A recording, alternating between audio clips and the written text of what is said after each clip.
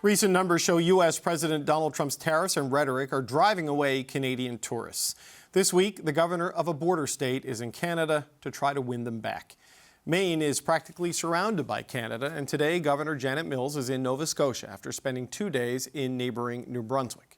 Mills took questions from Canadians at an event with New Brunswick Premier Susan Holt yesterday, but even while sitting next to the governor, Holt was blunt about the barriers to tourism. Until Canadians feel like it is a safe environment in the U.S. where there is both respect, the economic balance has been restored. I think our Prime Minister said it well when he said the relationship is fundamentally changed, and you don't bounce back from that overnight. Things will have to change significantly in the U.S. for us to feel good about choosing to go spend our money there right now. Maine Governor Janet Mills joins me now. Governor Mills, it's good to meet you. Thank you for joining us today. Good to meet you, David, remotely. Well, thank you. It's a difficult time for our two countries right now. You know, Donald Trump's tariffs, his comments about making Canada a state, it's got a lot of people staying home and not spending money in your country. Why are you arguing Canadians should look past that and visit Maine? Well, look, we have a deep-seated interrelationship, both commercial and familial and cultural. Maine, in particular, has many Mainers, if not the majority of Mainers, have some Canadian roots. I myself have roots go back in Pugwash, Nova Scotia. The Millses are buried in Pugwash. Those who didn't come across in 1843 to Stonington, Maine, and settle there. So that's typical of people of Maine having connections and cross-border connections. People go buy groceries in Edmundston and they come work in Madawaska. Same with Holt and Woodstock. The cross-border connections are deep and very lasting. And our import-export trade is vibrant as well. I've toured some facilities today and compared notes with what's going on in Maine in terms of research on offshore wind, research on the maritime industries and science, coastal science. We have a relationship with Dalhousie University. Right. All those things are happening. You can't tariff intellectual property or, thoughts and ideas and innovation.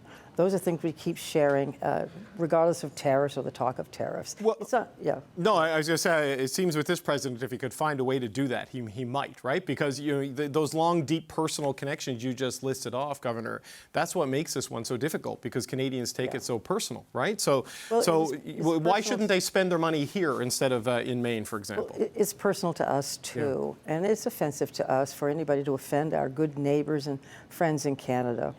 And what I'm saying is there are hundreds and hundreds of small businesses across Maine who have historically depended on Canadian tourism, Canadian traffic, and I've talked with some of them who go back 300 years running a B&B or a restaurant. And so when people stop coming to Maine, particularly from Canada, from the maritime provinces, they're not hurting Donald Trump. They're not hurting the powers that be in Washington. They're hurting their friends here in Maine, whose businesses thrive and depend on Canadian traffic. And that is disappointing. You're not sending a message to Washington, and you're only hurting your friends and potentially family members who live and work in Maine.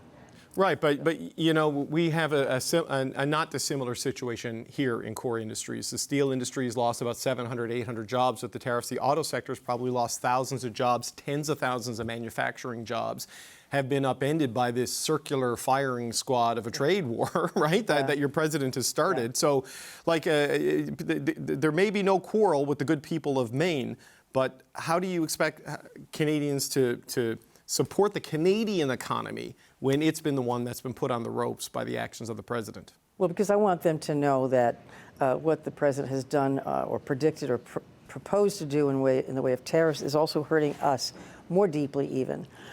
The Wall Street Journal put it this way: at the end of March, they had an editorial that said, these tariffs are nothing but a tax.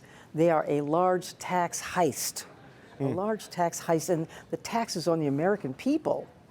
And so it's nothing but a buildup of revenues to the federal budget. You think about it that way, it's us who he's hurting by doing that. So I'm very hopeful that our congressional delegations across the country will stand up to this. It is Congress that owns the ability to tariff and impose tariffs or taxes. They need to take that back. We're also in the courts fighting him on tariffs and many other things. And we're winning in the courts, federal courts across the country on many, many issues. And I think we'll win on the tariff issue too, because I think what he's doing is not lawful, frankly. Yeah, well, Congress has shown no real urgency in reasserting its constitutional control over trade just because of the capture of the Republican caucus in Congress.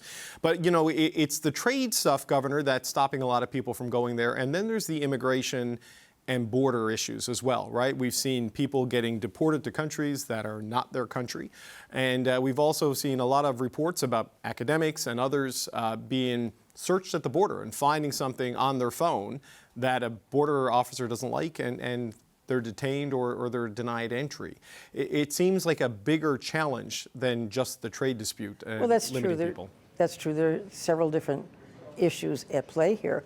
But honestly, the border stories, most of them, almost all of them are along the southern border or in the university system. That's a visa issue. But between Canada and Maine, tens of thousands of people are coming from Canada into Maine all the time, passing back and forth. And there hasn't really been an issue. And we welcome people from Canada. We believe they are safe in Maine. Maine, remember, has the lowest violent crime rate in the country. We vie with Vermont for that. But we've always been a safe state. And they shouldn't fear that coming to Maine any more than Maine people should fear going to Western Canada and getting stuck in a forest fire. It's really not reasonable, and I want to make sure they feel welcome and safe coming to New England and coming to Maine in particular. So we have special relationships, and they are cross-border relationships that go back centuries.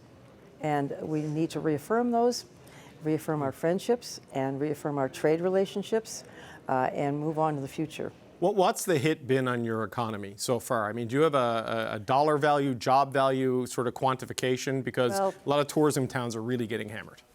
Well, I don't know they're getting hammered. We had a pretty successful Memorial Day weekend in terms of road traffic. The road traffic from Canada from February to April was down about 26%. But that doesn't account for people coming from other states and other countries coming to Maine as well. But road traffic was down about 26%. That's down from 800,000 people last year, Canadians coming to Maine. But that need not continue. I know a lot of Canadians are still coming to Maine to go skiing this coming winter. A lot of Canadians are coming to go leaf peeping in the fall. A lot of Canadians are still coming to Old Orchard Beach. And the Quebecois are always welcome to their historic vacation spot, Old Orchard Beach, Kennebunkport, Wells, Gunkwit, Acadia National Park, which is easily accessible from Nova Scotia by way of the CAT. So people are coming, and they are feeling safe. They should be safe. Well, you know, Governor, just as a final point, we're a week or so into a 30-day timeline that the Prime Minister Carney and President Trump sort of set for resolving this latest trade dispute when they met face-to-face at the G7 in Kananaskis in Alberta. But, you know, if it isn't agreed to, if it isn't resolved by then, Canada's hitting back with tariffs effective the 21st of July on steel and other things. I mean, what's your concern as a governor if things don't get resolved in the couple of weeks that are left in this? Well, Maine, like other states, is dependent on steel and aluminum, things that already have a tariff right now. And our construction costs have gone up by about 10% alone in recent months. That's hurtful. Other states are seeing the same thing. So obviously we don't want to see more tariffs with the retaliatory tariffs. And I hope that both parties, I'm appreciative of your new Prime Minister's efforts, his developing a new relationship with our president. I hope it's successful and productive, and I think that it'll be beneficial to both sides to stop the talk about tariffs. Again, in the United States, only the Congress has the authority to impose tariffs and taxes. They need to take back that authority. There was an effort that way a couple months ago in the Senate, came very close to passing. Now we need to work on the House as well.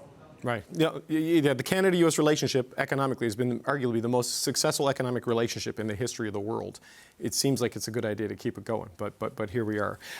Governor Janet Mills, it was really good to meet you. Thanks for joining us today. Thank you. I think when businesses step up and make the complaint, as they're beginning to do as well, they'll have an impact on the president. For sure. Governor, thank you so much for your time, and good luck with your trip. Thank you, sir. Thank you, David.